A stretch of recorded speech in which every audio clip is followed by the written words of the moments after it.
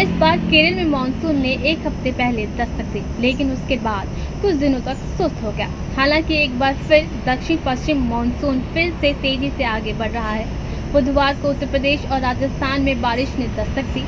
अगले 2 से 5 दिन में कई राज्यों में भारी से बहुत भारी बारिश हो सकती है। देश की राजधानी समेत कई राज्यों में अभी प्री मानसून बारिश देखने को मिल रही है। मौसम विभाग के अनुसार दिल्ली एनसीआर में 20 से 23 जून के बीच एंट्री हो सकती है। दिल्ली में आज आमतौर पर आसमान में बादल छाए रहेंगे और मध्य बारिश होगी।